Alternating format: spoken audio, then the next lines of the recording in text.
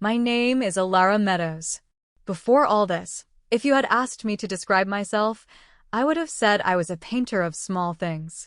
Not grand landscapes or dramatic portraits, but the quiet moments that often go unnoticed.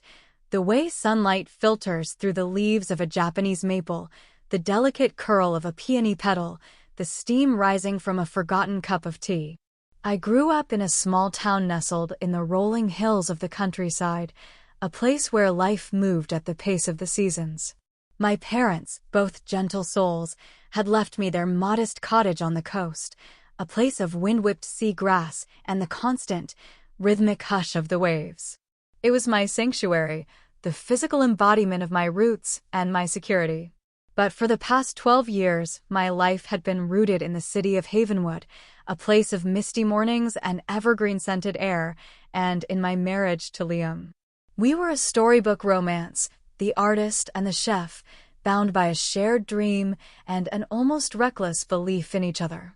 That belief was the foundation upon which we built our life, and, as it turned out, his empire. It's a strange thing, to watch a foundation you poured your own heart into develop cracks so fine you don't notice them until the entire structure is about to collapse. For me, that moment of realization didn't come with a thunderous crash, but with a quiet, devastating sentence uttered in the warm glow of our own kitchen. After a decade of marriage, after I'd sold my parents' cottage to fund his culinary ambitions, Liam, my husband, banned me from the grand opening of his flagship restaurant. "Please, Alara," he'd said, his voice laced with an unfamiliar strain of pity. You don't fit the image we're creating." The words didn't slap me, they hollowed me out. I stood there, silent, my hand resting on the worn butcher block counter where we had once tested hundreds of recipes together.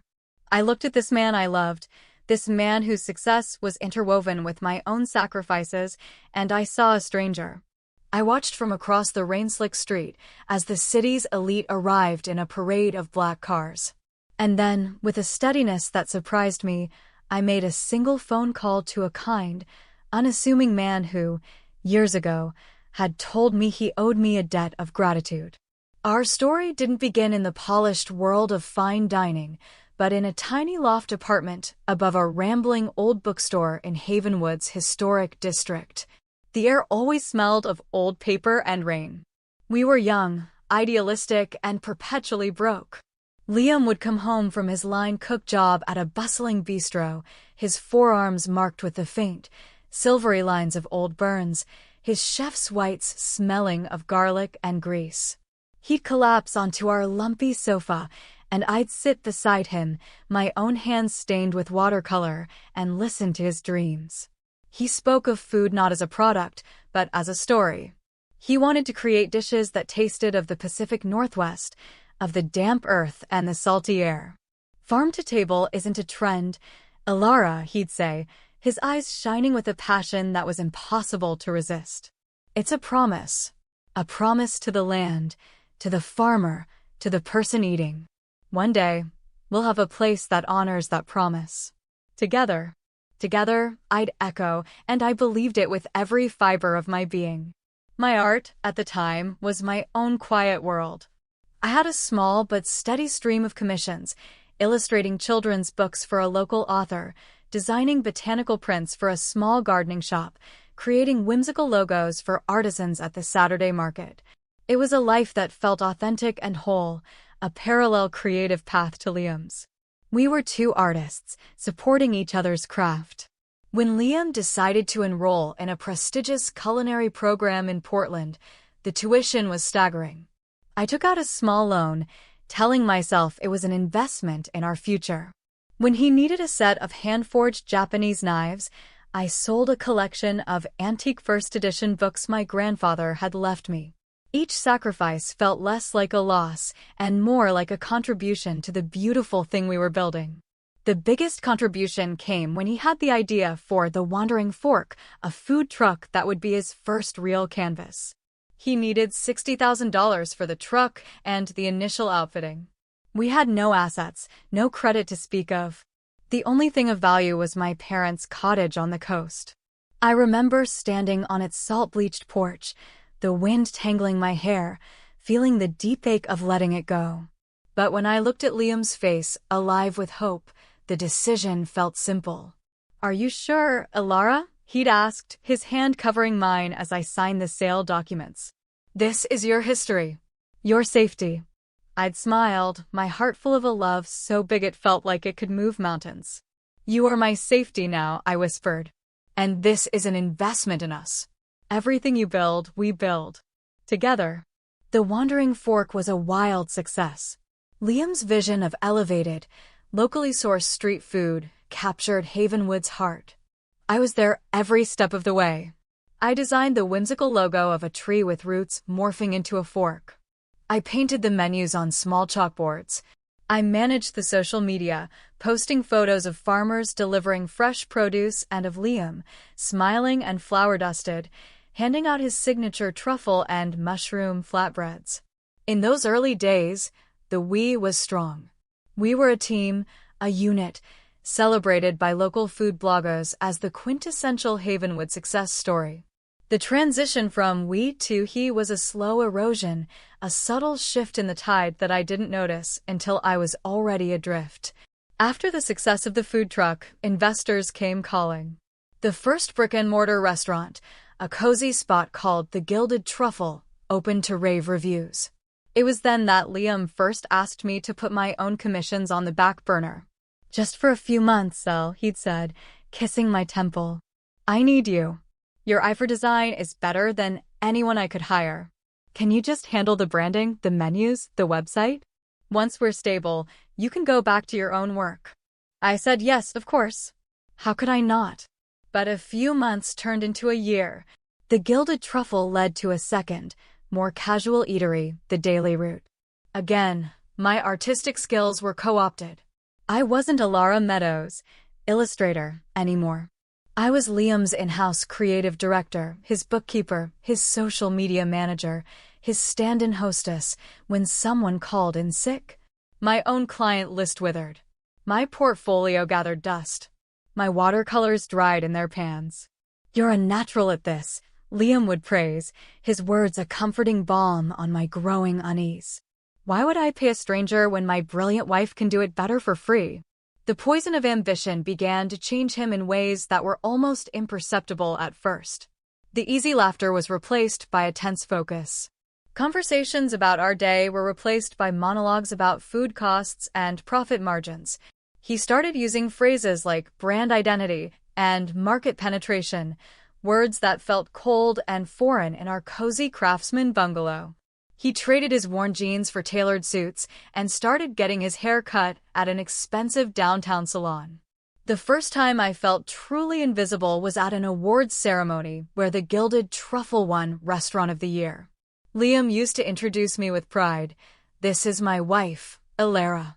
She's the heart behind our whole look." That night, as he mingled with investors and critics, he introduced me simply as my wife, Ilara. Later, as the night wore on, he stopped introducing me at all. I spent most of the evening standing near the dessert table, a ghost at my own husband's celebration. "You have to understand, Ilara," he explained later, his tone gentle but firm. "These are high-stakes conversations. When you're there, they feel obligated to make small talk about art or the weather. It breaks the flow of business." "I helped build this business, Liam," I said, my voice small. "I know the numbers. I know the suppliers. I can talk business." He'd given me a sad, dismissive smile. "It's not the same, honey. You're not in the industry.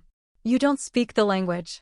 The sting of those words was sharp, mostly because a part of me feared he was right. I hadn't sacrificed my career.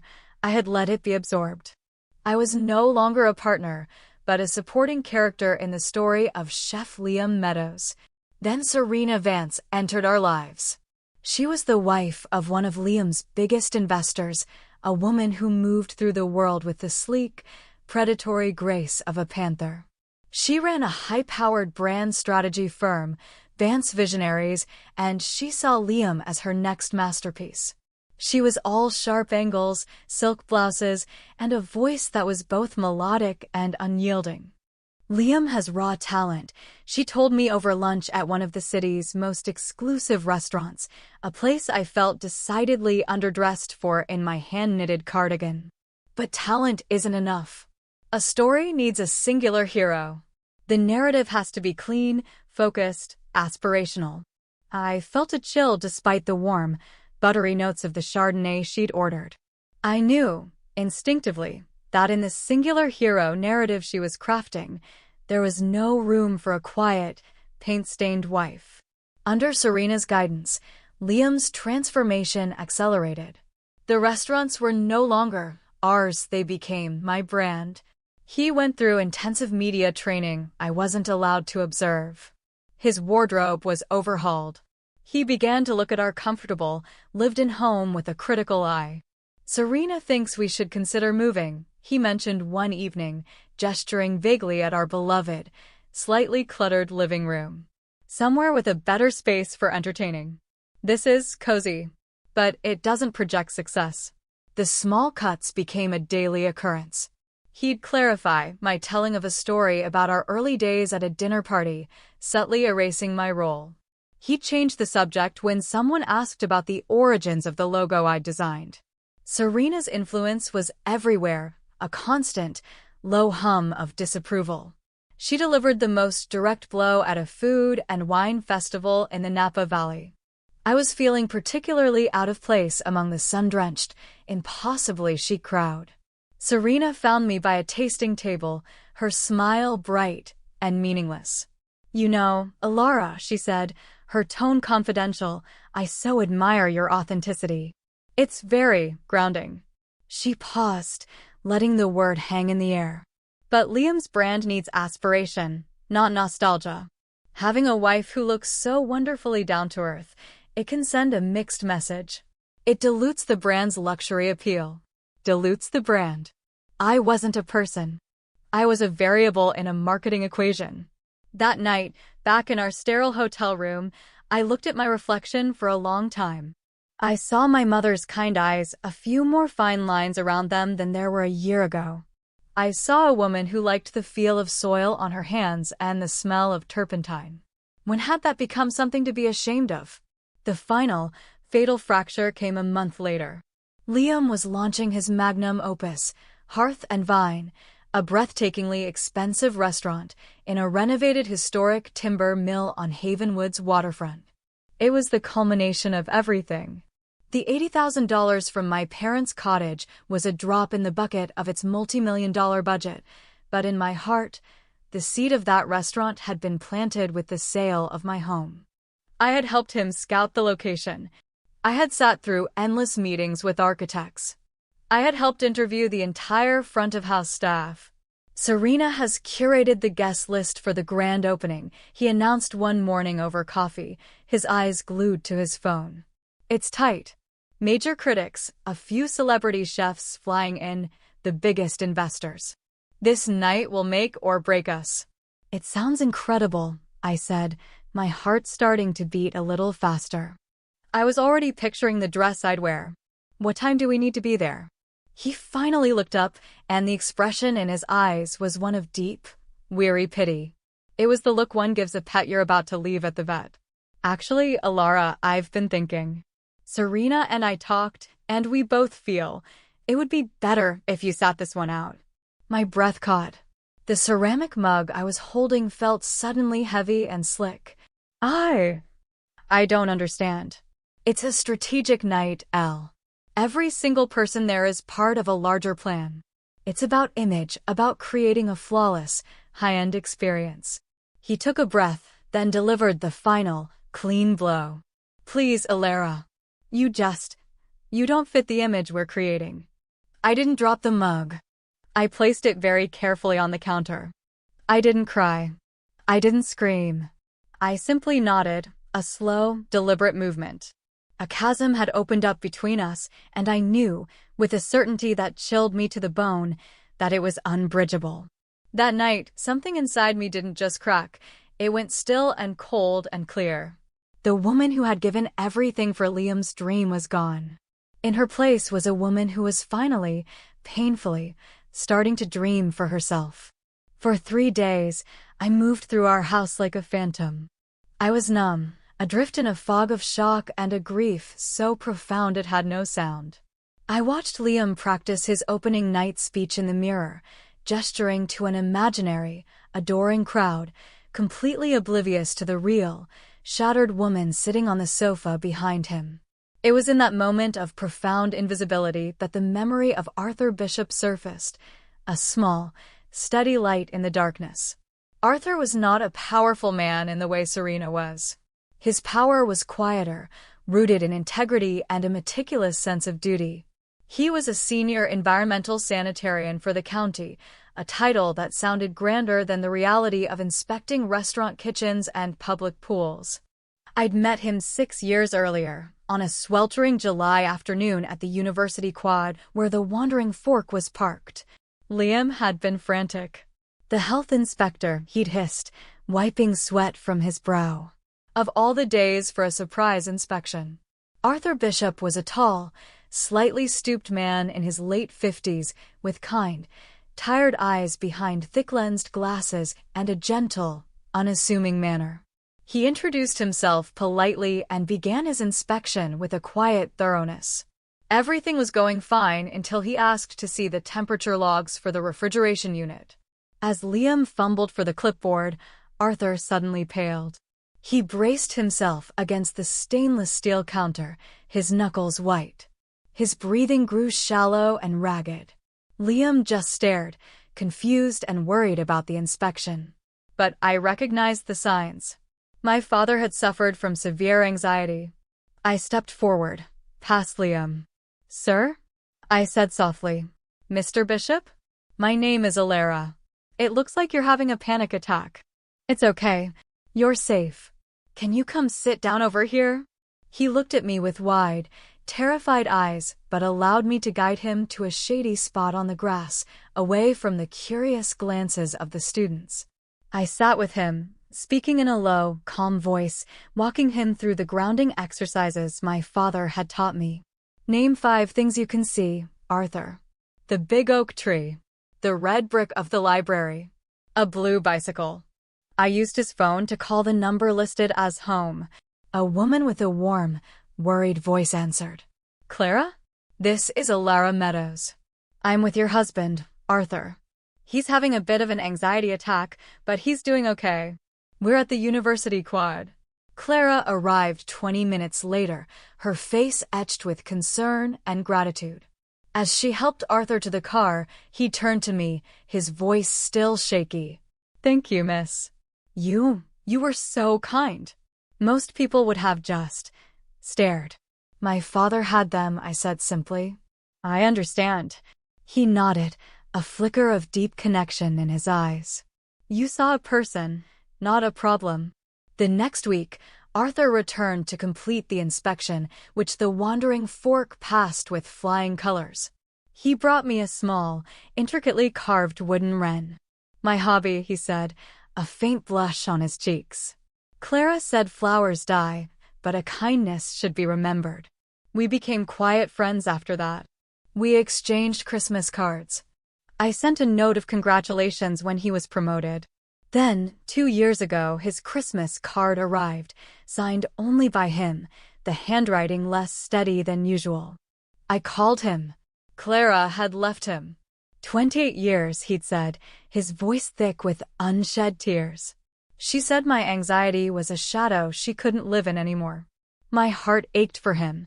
That weekend, I drove to his small, tidy apartment with a thermos of soup and a handwritten letter. I told him that he was more than his anxiety, that his dedication and his kindness were the truest parts of him, that being left did not diminish his worth. He called me later, his voice choked with emotion. "You have a good heart, Alara Meadows," he'd said. "If you ever need anything at all, you call me." Watching Liam preen in the mirror, I realized Arthur was the only person who would understand being seen as a liability by the person you'd built a life with. I walked into the pantry, closed the door, and dialed his number. "Alara? What a nice surprise. Is everything all right?" I took a deep breath, the scent of dried herbs and spices grounding me. Arthur, I said, my voice clear and steady. I need to ask for that favor. I didn't tell him about the broken promises or the emotional toll. I simply laid out the facts, the grand opening, the exclusion, my deep, unshakable knowledge that Liam, in his quest for perfection and profit, had started cutting corners I knew he would never admit to. There was a long pause on the other end of the line. Then, Arthur's calm, steady voice came through. The grand opening is Friday night, you said?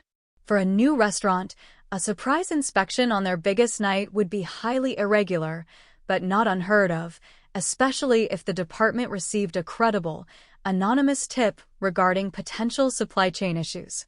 Arthur, I don't want you to risk your job. Alara, he said, and I could hear the faint, sad smile in his voice. I am a man who follows the rules. I will simply be doing my job with the thoroughness and integrity it requires. The rest will be up to Mr. Meadows. The night of the grand opening, Havenwood was draped in a fine, silver mist. I sat in a cozy armchair at the Daily Grind, a coffee shop across the street from Hearth and Vine. I wore a simple, charcoal gray wool dress I'd bought for myself a week earlier, an act of quiet defiance. From my window seat, I had a perfect view of the theater unfolding. The entrance to Hearth and Vine was bathed in a warm, golden light.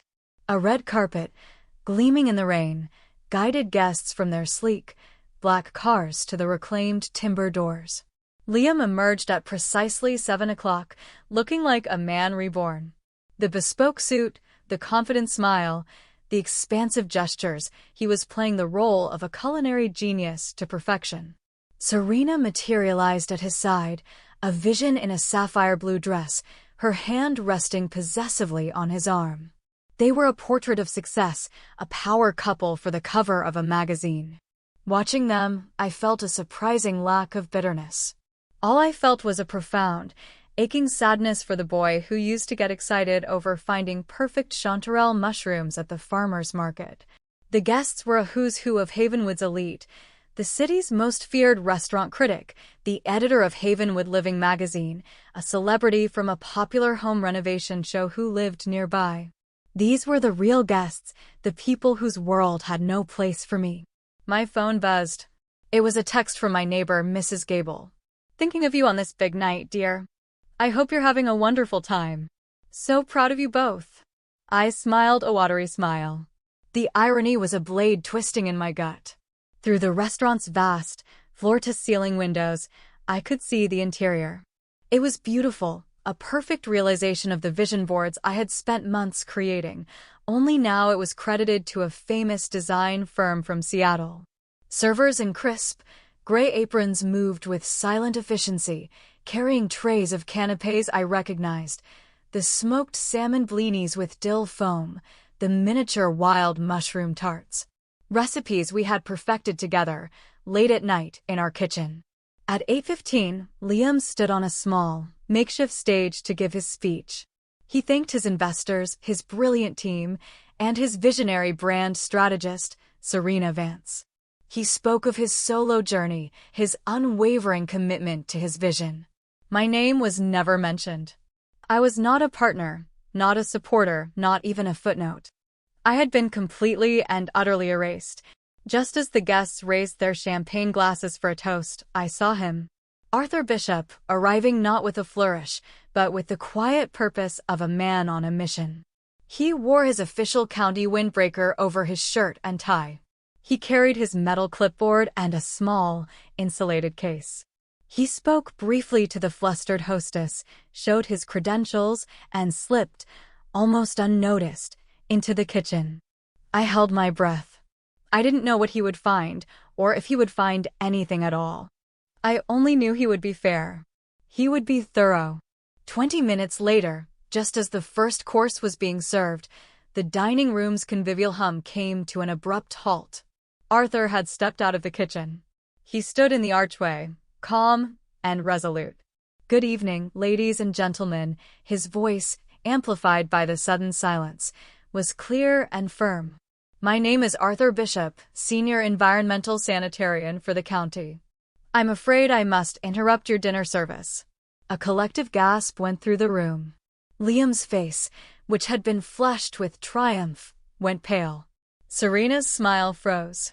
Pursuant to an anonymous but credible tip, we ran preliminary tests on some of your establishment's inventory earlier today, Arthur continued, his voice void of any emotion. The lab results from your imported dried chanterelles show the presence of undeclared and unapproved sulfite levels, well above the legal limit. Furthermore, your walk-in refrigerator logs from the past 72 hours show significant temperature discrepancies, placing your stored proteins in the temperature danger zone for a cumulative total of 9 hours. The room was utterly still. The clink of a fork hitting a plate sounded like a gunshot. This is a mistake, Liam stammered, stepping forward, his media training failing him. A misunderstanding. Sir, Arthur said, his gaze unwavering. Food safety is not a misunderstanding. These are critical violations. He pulled a bright red notice from his folder. I am required by law to issue an immediate and temporary suspension of your food service permit, pending a full hearing and remediation. The rest was a blur of quiet chaos. Serena was on her phone, her voice a furious whisper. Guests began to stand up, their faces a mixture of shock and disgust. Phones were out, discreetly recording the scene. The food critic from the Havenwood Times simply folded his napkin, placed it on his uneaten appetizer, and walked out. Liam stood alone in the center of his crumbling dream, his face a mask of disbelief and horror. The bright, golden lights of Hearth and Vine suddenly seemed harsh and interrogatory. As Arthur calmly affixed the red suspension notice to the front glass door, the flashbulbs of the paparazzi, who had been waiting outside, began to pop, capturing not a moment of triumph, but one of public, spectacular failure. I finished my now-cold tea, left a $10 bill on the table, and walked out into the misty Havenwood night. I didn't look back. For the first time in a very long time, I felt the clean, bracing air fill my lungs, and I knew I was walking toward my own life. The fallout was swift and brutal. The story of Sulfite Gate at Hearth and Vine became the city's juiciest gossip. Liam, in a panic, released a disastrous video on social media, blaming a malicious vendetta by jealous competitors. This only fanned the flames. His head chef and most of the staff resigned within the week. Investors pulled out. Serena Vance and her firm quietly removed Hearth and Vine from their client list, her professional retreat as silent and effective as her advance had been. I expected to feel a sense of triumph, a thrill of revenge. But I felt none of that. Watching Liam's downfall from the quiet sanctuary of our home, a home that now felt entirely mine, I only felt a deep, profound pity. He had been so afraid of not fitting an image that he had become a caricature, a man hollowed out by his own ambition. He would come home late, smelling of whiskey and desperation. He seemed to expect a confrontation, and I told you so. But I gave him only silence. Not a cold, angry silence, but a detached, peaceful one. I was no longer a participant in his drama. I was an observer, and I was slowly, quietly, packing my things. I didn't move out of the house. I moved into myself. I unpacked my old watercolors, the sable brushes still stiff from disuse. I set up my easel by the large window in the spare bedroom overlooking the garden. The first thing I painted was the small, wooden wren Arthur had given me years ago. As my brush moved across the paper, I felt a part of my soul, long dormant, stir and awaken. I started taking small commissions again. An old client, the owner of the gardening shop, asked for a new series of botanical prints. Her delight in my work was a balm. Word spread through Havenwood's tight-knit creative community. Elara Meadows was painting again. The true healing began with a simple act of invitation. A friend, a potter named Maya whose husband had recently left her, confessed she felt creatively barren. On a whim, I invited her over. Bring your clay, I said. I'll get my paints. We don't have to talk. We can just make things. She came, And she brought a friend, a weaver. The next week, they brought 2 more. Soon, my living room was filled every Thursday evening with women kneading clay, mixing pigments, weaving yarn, and, in the quiet, focused space between creative acts, sharing their stories. We called it the Thursday Guild. It wasn't a business, it was a communion. It was a space to be messy, to be imperfect, to be authentic, all the things I had been made to feel ashamed of. It was my true hearth. The divorce papers arrived on a rainy Tuesday, delivered by a courier. The grounds were listed as irreconcilable differences. I signed them at my kitchen table, my own paintings now hanging on the walls, and felt not sadness, but release. 6 months later, Hearth and Vine, having never recovered, closed its doors for good. The Thursday Guild, however, had outgrown my house. We'd rented a beautiful, light-filled studio space in the Arts District, a place that buzzed with quiet, creative energy. I was teaching watercolor workshops, my own work was being shown in a local gallery, and for the first time in over a decade, my life felt entirely my own. One afternoon, as I was cleaning brushes after a workshop, the bell on the studio door chimed. It was Liam. He looked older, thinner. The expensive suit was gone, replaced by a simple sweater and jeans. The arrogant confidence had been replaced by a deep, weary humility. He didn't say much. He just walked over to a wall where one of my paintings was hanging, a simple study of 2 worn coffee mugs on our old kitchen counter. I forgot, Alara, he said, his voice quiet, almost a whisper.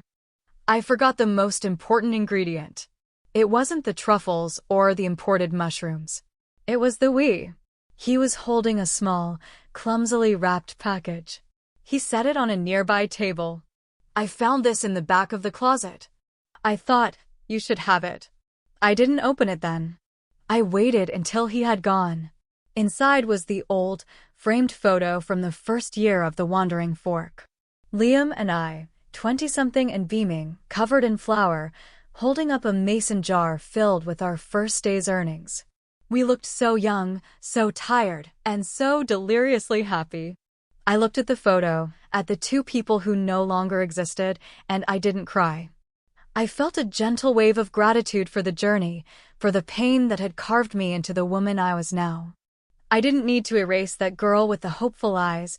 I could hold her memory with love, and with the wisdom to know that my greatest creation wasn't a restaurant or a brand, but the quiet, resilient, and finally, whole life I was now living. I placed the photo on a shelf in my studio, a reminder not of what was lost, but of the strength it takes to find yourself again.